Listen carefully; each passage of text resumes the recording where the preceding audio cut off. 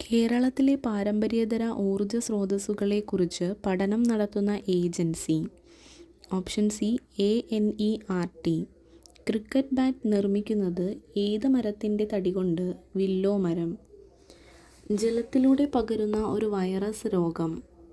Option C മഞ്ഞപ്പിത്തം. ആകാശത്തിൻ്റെ നീല നിറത്തിന് കാരണമായ പ്രതിഭാസത്തിൻ്റെ പേര്?